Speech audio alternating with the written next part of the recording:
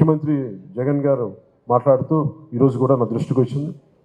33,000 మంది ఆడపిల్లలు వైసీపీ వాలంటీర్ల వల్లే అదృశ్యం అయిపోయారని నేను అన్నానంట. వారికి వివరణ ఇస్తున్నాను. నేను చెప్పింది మీరు డేటాబేస్ కలెక్ట్ చేయండి, మీ వాలంటీర్లు డేటాబేస్ కలెక్ట్ చేయటం వల్ల ఆ డేటా ఎక్కడో హైదరాబాద్లో ఉన్న ఒక కంపెనీకి వెళ్ళిపోయి ఆ కంపెనీ నుంచి లీక్ అది ఎటు వెళ్ళిపోయింది. అదే చెప్పాను తప్ప ఏ రోజు కూడా వాలంటీర్ వ్యవస్థ సంపూర్ణంగా వాళ్ళు చేశారని నేను ఇప్పుడు అనలేదు.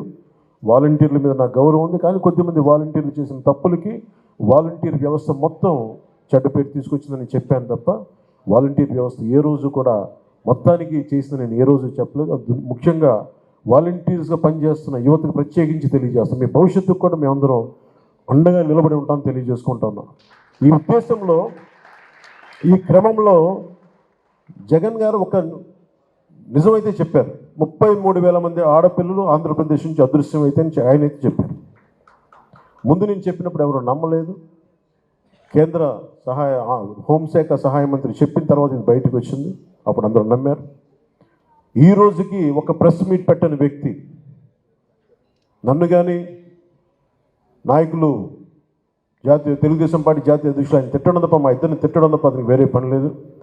అలాగే ఆర్వి రామారావు గారు కూడా మీరు ఒకసారి జగన్కి మీరు క్లాస్ వారి గురించి ఒక చిన్న పాఠం తీసుకోవాలి. ఆయనకి ఇన్ని ఇసుక రీచ్లు ఉంటే అనేక సర్పంచ్లు కానీ ఎంపీటీసీలు కానీ ప్రతి మండల స్థాయి వ్యక్తులు చాలామందికి ఉపయోగపడే ఒక ఇసుక రీచ్ల్ని ఆయన ఒక కంపెనీకి దారాదత్తం చేసిన వ్యక్తి. ఒక కంపెనీకి దారాదత్తం చేసిన వ్యక్తి ఈ రోజున క్లాస్ వార్ గురించి మాట్లాడతారు.